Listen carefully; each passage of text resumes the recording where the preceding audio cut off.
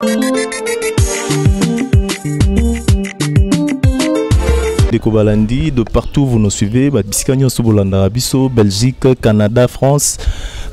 Toujours dans l'émission Nabino Info Congo Masolo, toujours on a pour nous informations en temps réel.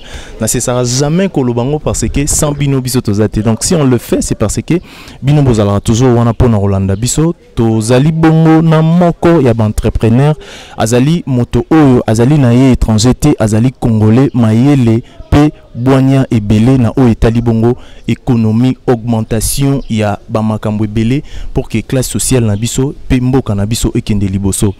Yo pe muto zolanda biso zalaka na poto zalaka wapi de partout osali ba étude mais peut-être yo ou même expertise wana awate pona bandeko ba jeune tozo ko vivre na Congo tozo lo ba Congo pas ezali mais on a aussi des possibilités des capacités pour renverser la chose pour faire mieux mais ezo senga biso ba makanisi batu ya mayele pe batu ya Boigna o ba orienter biso pour que ba bimisa biso na situation o toza nango na Congo. Le président de la République auti gozala eli bino nyonso tu bomoni apesi projet de société na apesi makanisi na mais à kosala ngoyi mon côté akuzana na posa ya loboko ya moko na moko que chaque personne a mima pierre naye na kati ya construction ya mboka na biso yozala bien de to yambi bongo tant nazolo bato yambi bongo je sais de quoi je parle mais bino moko na olinga bo découvrir nanga ensemble et puis pour comprendre na suka ndebo mesana ka ko benga j'ose croire que bo benga bo senga lisusa zonga yo moko a se présenter bino moko bolanda vraiment na bokebi bande ko bozolanda biso de partout j'insiste zoa moi bic zoa moi papier oko noter o ezali très important pour nayo parce que tozana pour ça jeunesse et kende liboso parce que mboka o jeunesse ezali ya kokufa avenir nangope et aux alamala pour force ya mboka ezali jeunesse bongo na zo poser déjà na osenga déjà se présenter boyeba azali nani asalaka nini pe auti wapi mbote papa. En tout cas merci beaucoup mbote surtout mbote na ba téléspectateurs ba Hollande émission oyo na linga déjà na préciser pas ba téléspectateurs nga comme na ngai mekabuya na congolais na la régulièrement mais na évoluera pe na libanda na niveau à Canada. Donc, nous sommes juristes, nous sommes fiscalistes, mais surtout, je me spécialise dans le business management, comme on dit en anglais. Donc, c'est plus ou moins les secteurs que je couvre. Mais na Congo, toye neti olobiango yomoko pour soutenir l'initiative. Il y a un nouveau chef de l'État, l'administration en devenir. Oezoya, toye ba nengeni kosel sa ba congolais, surtout ba jeune nabiso dans le Kambetalami etangi économie. Parce que to lingate tant et aussi longtemps que ba jeune nabiso bazan a pouvoir d'acheter bazan a misalate bazan a entreprise te to vendre kaka la merci ya bato bazo talibanda bazo ya awa bazo sala mbongo ngo bima na mboko yo ezo zonga na mboka na bango. Bref to kokota na ba question oyo tunanga et puis nous expliquer un peu concept. Il y a un incubateur économique des entreprises auto installées en Congo jouer justement rôle ya ko renforcer capacité à ba jeunes congolais ba comprendre qu'est-ce que c'est éliminer la pauvreté. Et ça thème moko générique mais na kati nango na mozindo nango bon bibelo rebelle. Voilà donc dans un premier temps na koloba. Outiko loba na makanisi na ndenge outiko loba se présenter bana kin ba comprendre bana poto ba comprendre mais na retourne en question moko. Parce que au moni les loba jeune bazana ba capacité, tozana ba capacité en général mais il y a des choses où ils ont marché peut-être toza ben conscient. Maintenant, au coup expliquer bateau bazolanda biso peut-être bayoka kaka entrepreneur azanani et puis entreprise ezanini comme ça et ko permettre biso to kota vraiment na molai to na mozindo ya masolo na biso. En tout cas merci pour la motuna na yo temo ba bengi entreprise ezali entité non bon hein dans le bi linga les moins faible mais to ba nommer kaka ou peut-être on se sent un peu de temps en temps là linga les faible. Donc entreprise ezali entité où ils promouvoir bas service, bas vente de produits, transformation, développement, agriculture. Bas activité on a nyonso et ça la maka na cadre il y a une entreprise. Donc une entreprise ali mutu a eu décision que ngai à partir à l'élo il faut na créer na banda fabriquer bas ventilateur.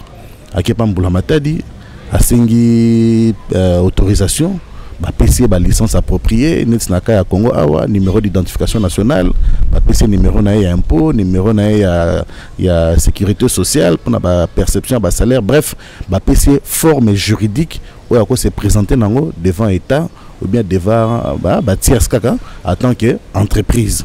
Maintenant demandeur d'emploi azam mutu ou azan la capacité ou a ebike azan la savoir-faire on a et permettre à offrir expertise nae et pas il y a muto limbisanga ya ou muto azan entreprise de sorte que muto azan entreprise a bénéficié d'une expertise nae.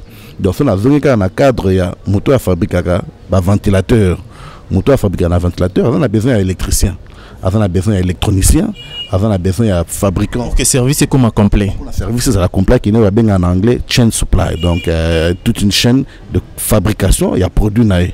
Donc bah employé on a organiser n'importe qui parce que pour le loba zo mutna musala il faut à la tanga et loko wana ou bien d'une manière ou d'une autre avec exposé na activité on a pendant un temps et puis si connaissance il y a ko vanda il y a boyebi ko sala likamboyo entrepreneur azana au besoin à ce moment-là on va contribuer na production nae et puis na développement nae économique dans le sens que a oteka produit mbongo kozwa ndembongo na kolongo ndambu a futio pe ba dépense sous par-ci par-là donc il y a un niveau différencié entreprise ou les entité juridique na demandeur d'emploi les yongai na bande commune ya Congo ba vandi ba na chômage ba zo ka place ocha musala pour basala ba misa la salaire de manière régulière.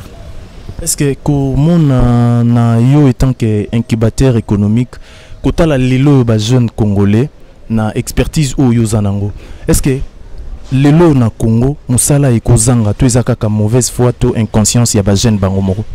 Bon, faut reconnaître d'abord une chose. Il y a une absence remarquée. Il y a des petites et moyennes entreprises.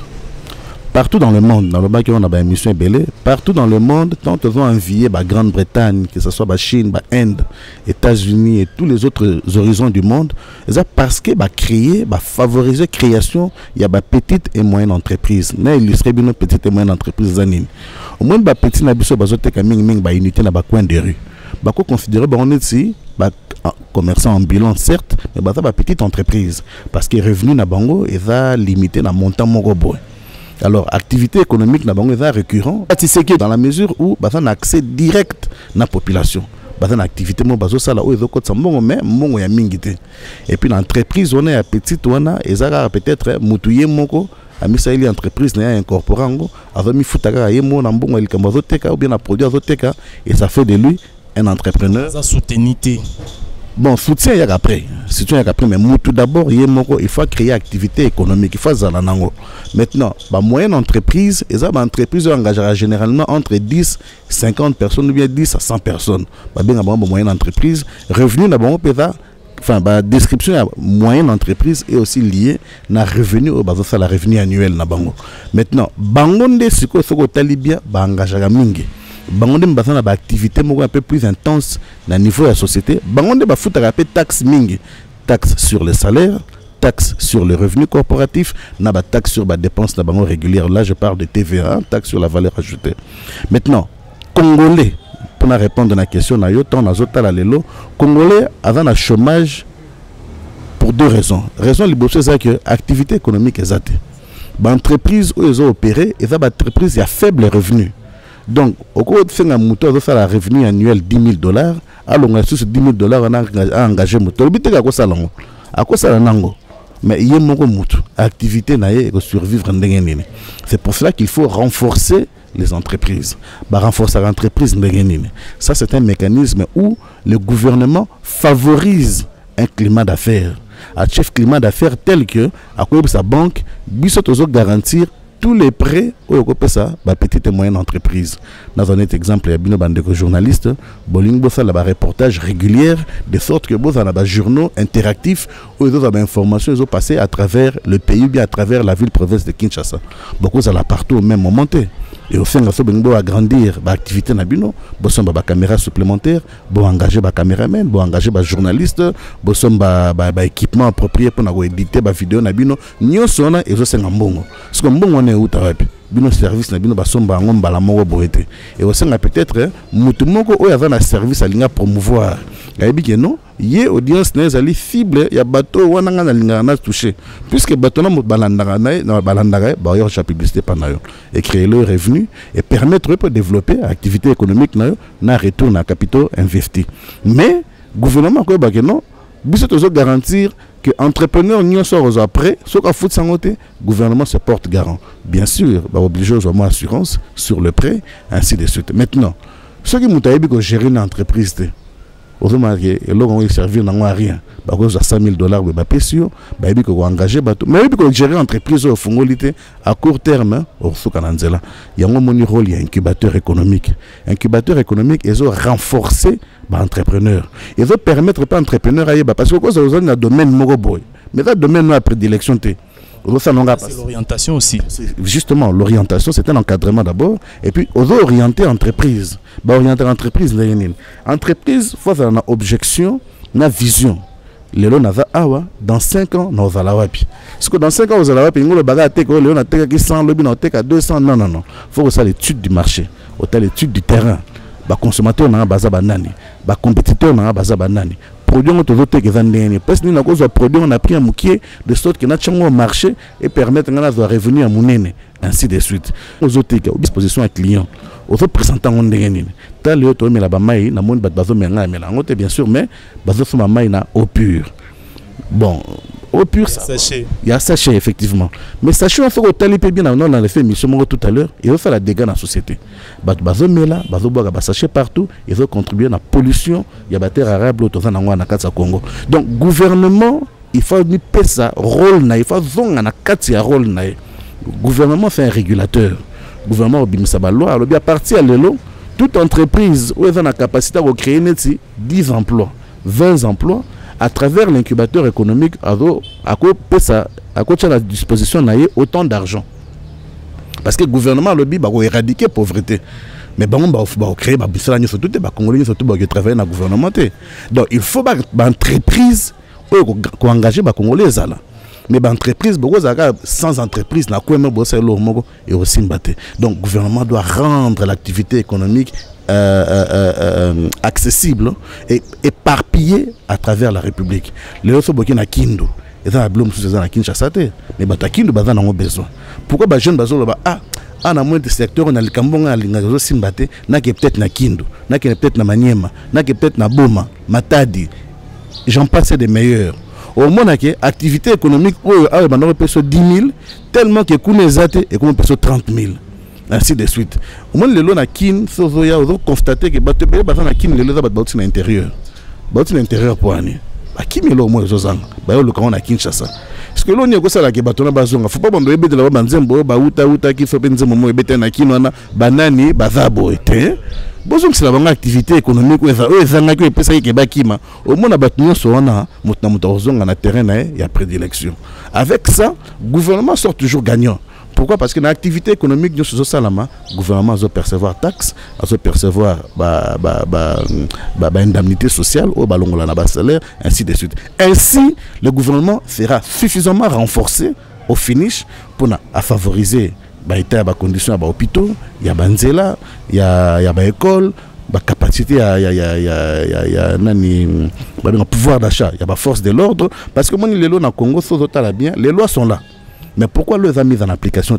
Parce que Mouto a fait respecter mes bécos à un salaire proportionnel. Nami tchene na place danga na soda le ou bien policier. Bazo futanga 100 000 francs. On fait la polémique mais il y a réalité en beaucoup.